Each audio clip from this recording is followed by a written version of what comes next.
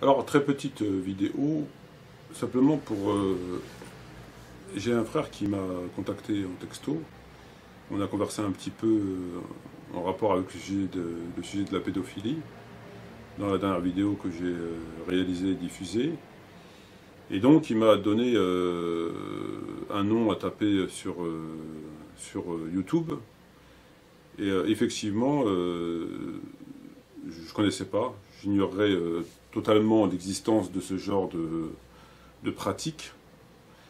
Et donc je mettrai la vidéo en fin de cette vidéo, Inch'Allah. Et donc, peut-être, j'imagine que les textes que nous avons dans le Bukhari et Muslim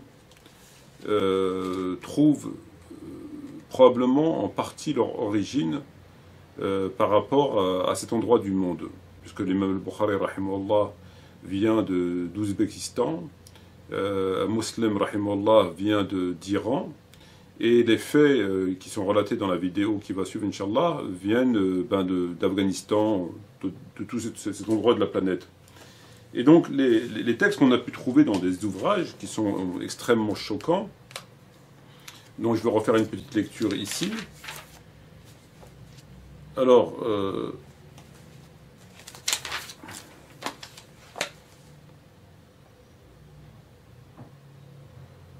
selon un hadith attribué au prophète, il dit « Ne soyez pas trop éblouis par les enfants des rois, car ils sont une séduction pire que des vierges. » On attribue ce genre de prophète, ce genre de propos au prophète Mohammed. Le messager de Dieu a dit « Ne fréquentez pas les fils de rois, car les esprits les désirent ardemment bien plus que les jeunes filles nubiles. » Le prophète aurait dit « Ne soyez pas éblouis par les enfants des rois, car ils sont une séduction pire que les vierges. » D'après Abu Huraira, le messager de Dieu a interdit à l'homme de fixer les yeux avec insistance d'un jeune éphèbe. Omar ibn Khattab a dit « Il n'y a pas en ce monde de bêtes féroces, nuisibles, dont on craint plus qu'un jeune éphèbe. » Dans un hadith dont la chaîne remonte à Al-Hassan de machin, qui dit « Ne fréquentez pas les enfants des riches, car ils ont une apparence semblable à celle des femmes, ils représentent une tentation plus grande que celle des filles vierges. » Dans un hadith dont la chaîne remonte à tel, il dit « Les gens disaient, l'homme ne doit pas passer la nuit dans une maison dans laquelle il se trouve un éphèbe. » Dans un hadith dont la chaîne remonte à un tel, il dit « J'ai certainement plus peur d'un jeune éphèbe esclave que de 70 vierges. » D'après un tel, qui rapporte d'après un tel, un homme est venu voir Ahmed ibn Hanbal. Il y avait avec lui un jeune homme au beau visage. Ibn Hanbal lui dit « Mais qui est celui-là » Il a répondu « C'est mon fils. » Ahmed a dit « La prochaine fois, ne viens pas avec lui. » Lorsqu'il s'est levé pour se retirer, c'est Mohammed, etc., qui dit qu'Allah assiste le shir, c'est un homme vertueux et son fils est mieux que lui. Ibn Hanbal a répondu « Ce que nous voulons dire par là n'empêche pas leur vertu. Nous avons vu nos anciens agir ainsi, ils nous ont informés sur leurs prédécesseurs. »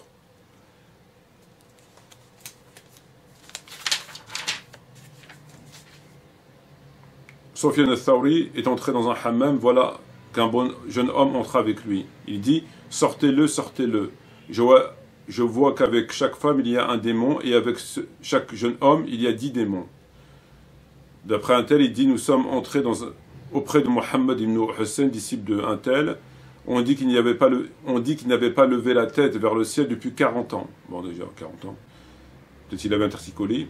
Et il y avait avec nous un jeune homme assis devant lui. Et il lui dit « Ne reste pas assis près de moi et va t'asseoir à l'arrière. » J'étais avec mon maître et Abu Bakr machin, rien à voir avec Abu Bakr Siddiq bien sûr. Un jeune homme est passé et j'ai regardé mon maître. M'a vu le regarder, il dit « Tu y trouveras ce qu'il cache après un long moment. » Je suis resté 20 ans à observer ce que je n'ai pas trouvé, ce que cela cache. Une nuit, j'ai dormi en pensant à lui et je me suis retrouvé ayant oublié tout le Coran. Donc ce sont des textes effectivement qui sont enfin, c'est des textes qui n'ont rien à voir déjà avec le Coran, mais le Coran n'a aucun rapport. Enfin, et effectivement, compte tenu que c'est des traditions ancestrales qui remontaient à l'époque du côté de l'Ouzbékistan, l'Iran et toute cette zone-là, l'Afghanistan, etc., il n'est pas étonnant que ce genre de propos figure dans les livres de Sahih, quoi, de l'islam, quoi. Puisque ce problème de relations sexuelles avec des jeunes hommes vient de cette région du monde, comme la vidéo va le dire. C'était juste pour vous dire ça, quoi. Donc on peut effectivement penser qu'il y a un lien entre les traditions de ces peuples et l'islam, par le fait que ces peuples, certaines personnes qui sont converties probablement après l'islam, ont gardé, malgré cela, voilà. Donc je vous laisse avec cet extrait, puis si vous voulez en savoir plus sur la question, ben vous regardez sur YouTube, il y a pas mal de vidéos, Inch'Allah. Sur ce, je vous dis à bientôt, Inch'Allah. Salam alaikum. Vous passez la nuit avec eux? Oui, bien sûr.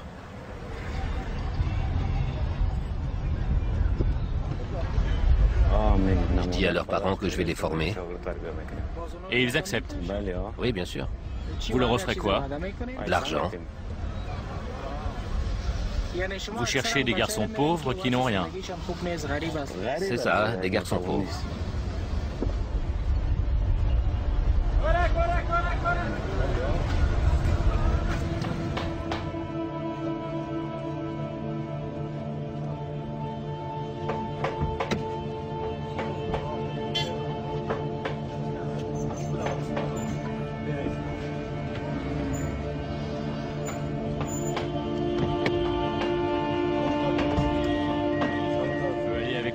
Oui. Tu veux rester avec lui? Oui. Je vais le prendre comme apprenti. Tu le connaissais avant aujourd'hui? Non.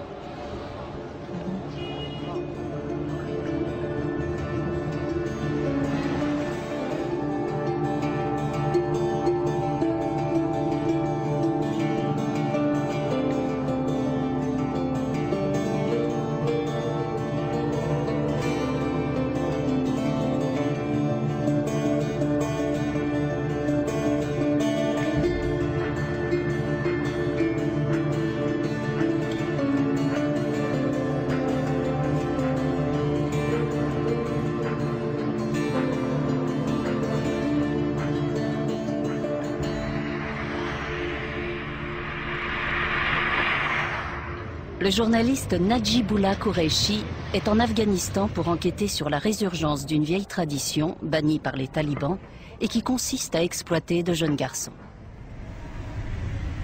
D'anciens chefs de guerre et de puissants hommes d'affaires ont remis au goût du jour ce qu'on appelle ici Batchabazi, littéralement le jeu avec des garçons.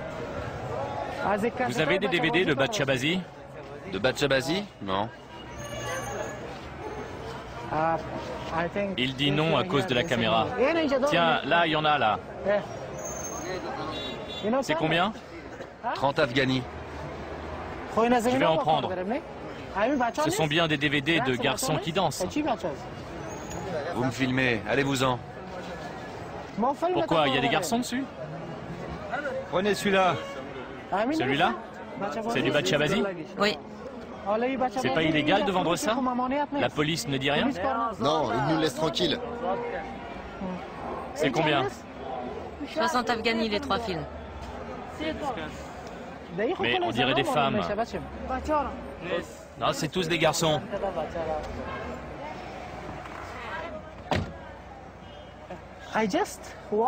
En 5 minutes, sur 100 mètres, j'ai réussi à acheter 20 DVD de Batchabazi dans les rues de Kaboul.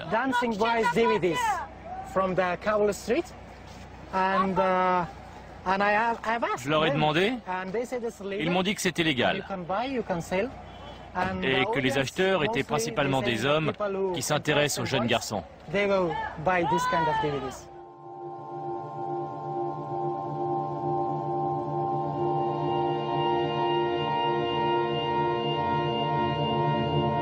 Dans un pays où les femmes sont cachées sous leur burqa, ce sont des garçons déguisés en filles qui dansent pour les hommes. Mais le Batchabazi n'est pas qu'une forme un peu étrange de divertissement. Ces garçons sont la propriété de leur maître. Ils sont souvent réduits à l'état d'esclaves sexuels et certains se sont même fait assassiner. Le gouvernement afghan est tout à fait au courant, mais ferme les yeux. Najibullah Qureshi a décidé de faire toute la lumière sur ces pratiques afin qu'elle ne puisse plus être passée sous silence.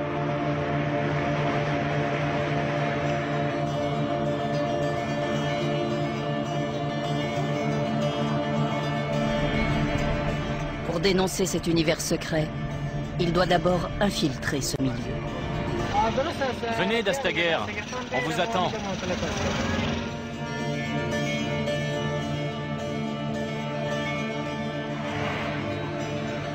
Il a donné rendez-vous à Dastaguer, un ancien chef des Moudjahidines, dans les montagnes près de la ville de Takar, dans le nord du pays.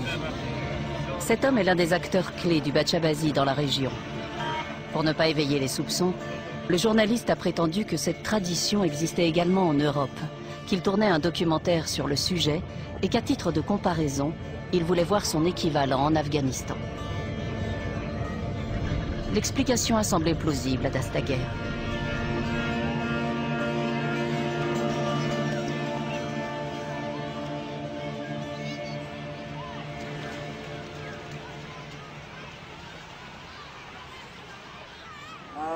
Vous faisiez quoi avant? Je combattais. J'étais engagé dans le djihad et je suis devenu commandant. C'était contre les Russes. Une guerre terrible. Ça fait combien de temps que vous vous amusez avec des garçons? Une vingtaine d'années. Pourquoi vous vous êtes lancé là-dedans? Au départ, ça m'intéressait. Et puis après, j'y ai pris un certain plaisir. Tous les vendredis, Dastaguer va à la mosquée.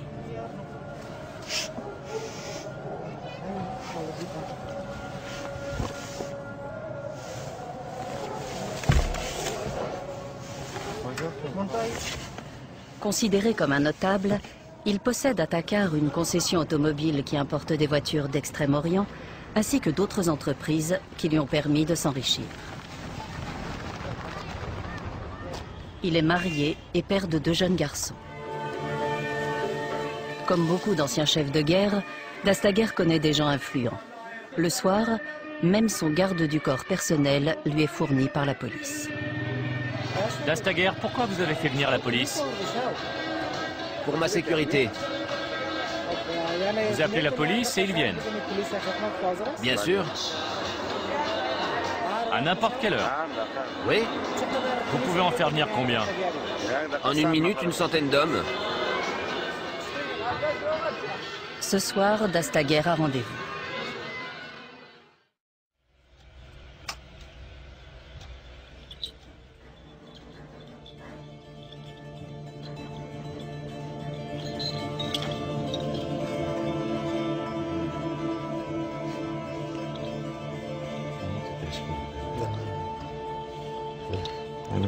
Je vais t'attacher les clochettes.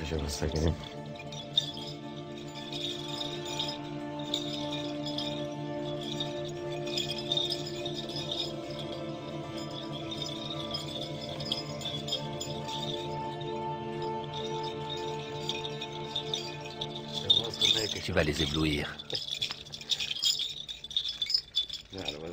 Tu me fais perdre la tête. J'ai eu une quarantaine de danseurs différents, mais toi, tu vas me faire mourir.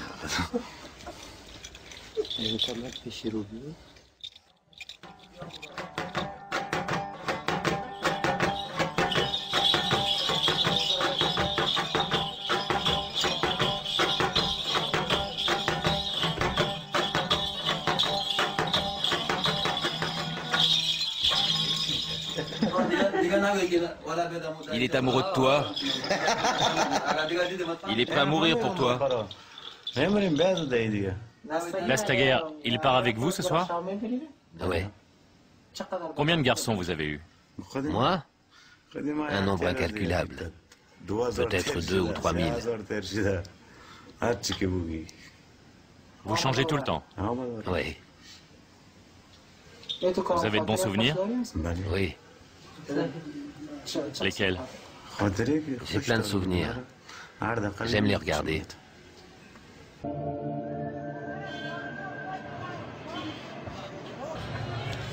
Vous devez bien vous amuser ici avec les garçons. C'est pour ça qu'on a créé cet endroit. Il n'y a rien d'autre à faire ici.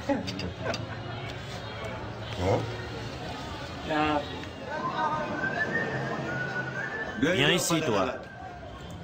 Moi aussi, j'ai un garçon jouet.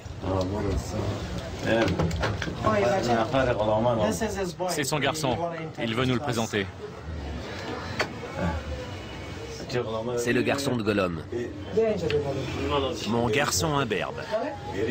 Votre garçon imberbe? Oui, il danse pour moi. Vous ne l'avez pas amené hier soir? Il était à Rustak. Il peut venir un autre soir. Tu es arrivé quand? À l'instant. Mais j'ai téléphoné plein de fois. Par ce froid, tu étais à Rustak? Il est avec vous tout le temps? Oui, jour et nuit. Tu as quel âge? 14 ans, peut-être. Au fil des semaines, Najibullah Qureshi en apprend davantage sur les Batchabazis de Dastaguer. Dans le nord de l'Afghanistan, posséder un danseur est synonyme de réussite sociale. L'un des personnages les plus puissants de la région est Mestari.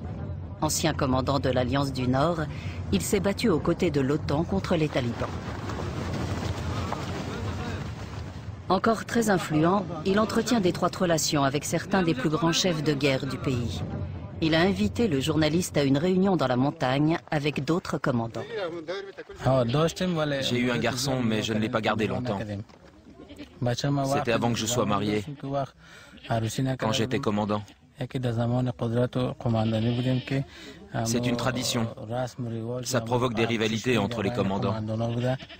Vous couchiez avec eux? S'ils en avaient envie, oui. Sinon, non. Vous voulez dire que ces garçons en ont envie? Beaucoup d'entre eux, oui. Et du moment qu'ils le veulent, il n'y a pas de problème? Aucun. S'ils veulent coucher, il n'y a pas de problème. Et beaucoup le veulent.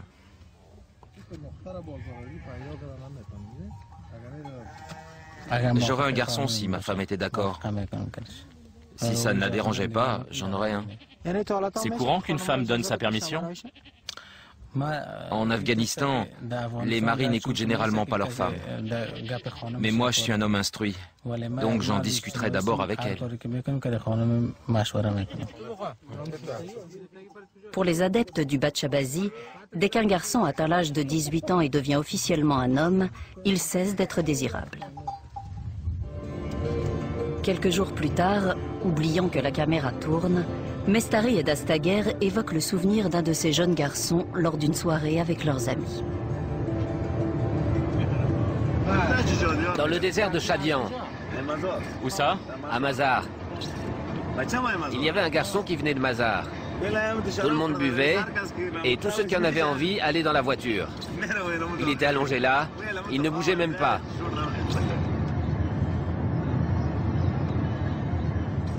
On était dans le désert. J'avais des projets pour ce garçon. Et tous ceux qui en avaient envie entraient dans la voiture et le faisaient.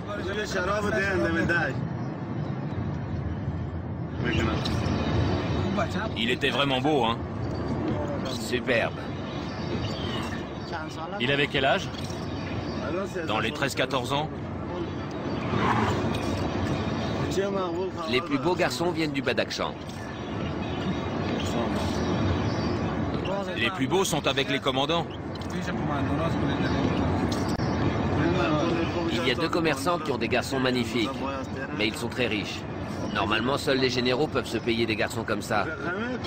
Mais des beaux garçons, il y en a plein à Takar. De toute façon, des beaux garçons, on peut en trouver partout.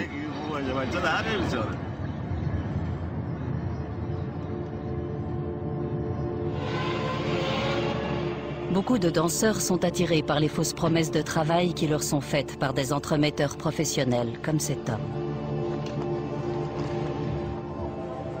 On est à Kujao Parsa.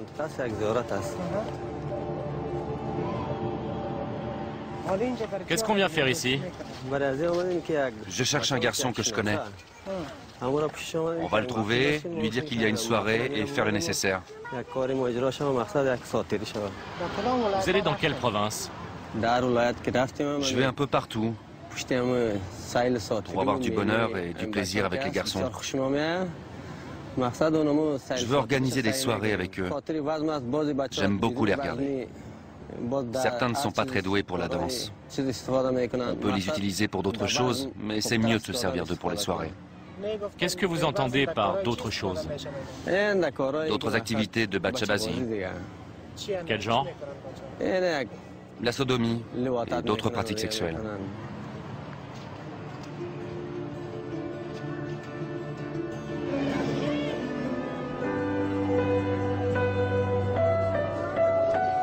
À Takar, Dastaguer possède une boutique de cerfs-volants.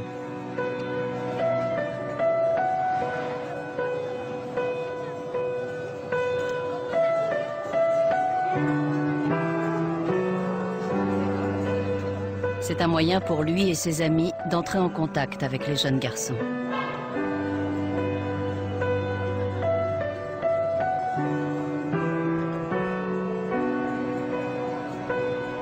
Ici, avoir un danseur n'a rien de honteux ni de répréhensible.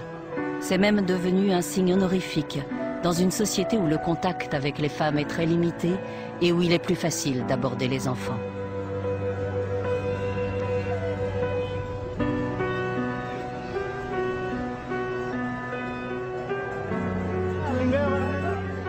Ces hommes qui traînent au milieu de ces garçons et de leurs cerfs-volants ont oublié depuis longtemps l'innocence de leur jeunesse.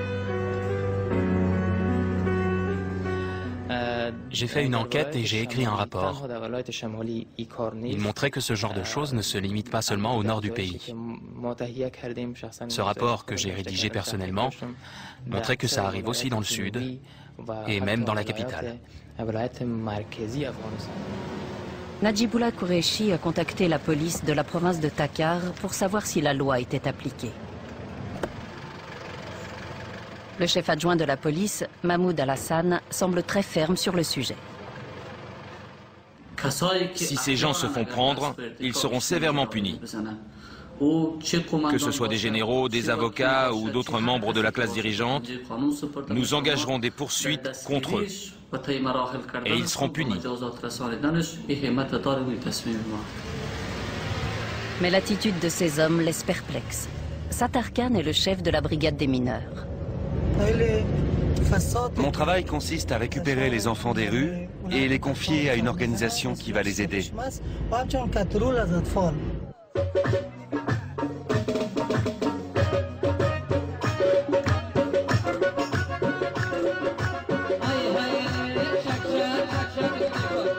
Le soir même, Najibullah Qureshi est invité à une fête de mariage.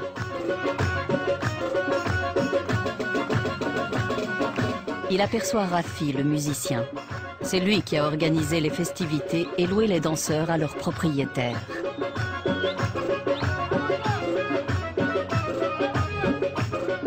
Bizarrement, il retrouve aussi Sattar Khan, le chef de la brigade des mineurs.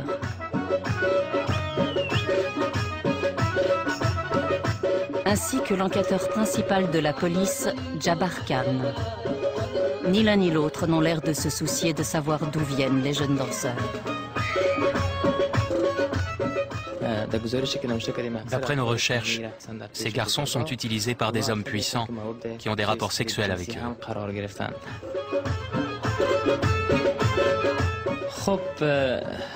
Personnellement, je ne peux citer aucun nom parce que j'ai peur pour ma sécurité.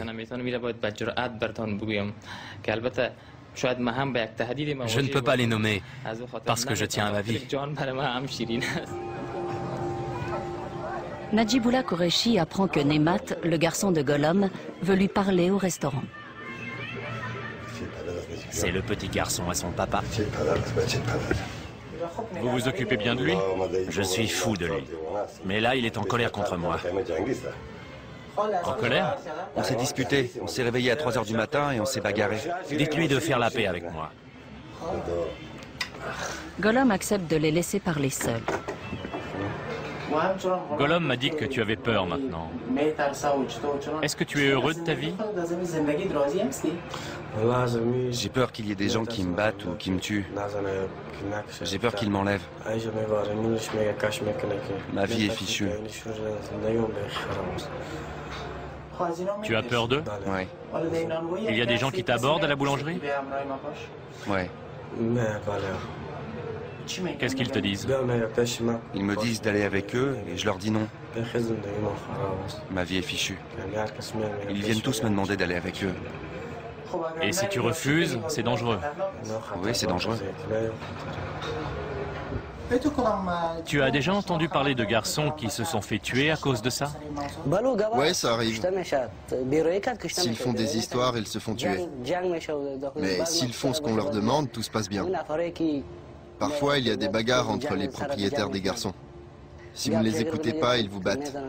Certains se font tuer. Tu connais des garçons qui se sont fait tuer? J'en connais.